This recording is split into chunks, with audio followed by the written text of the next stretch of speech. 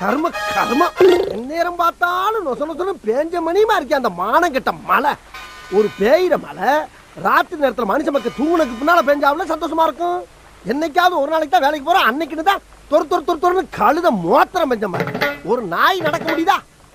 என்ன புலம்பிட்டு இருக்க? புலம்பாம வேற என்ன பண்ண சொல்ற?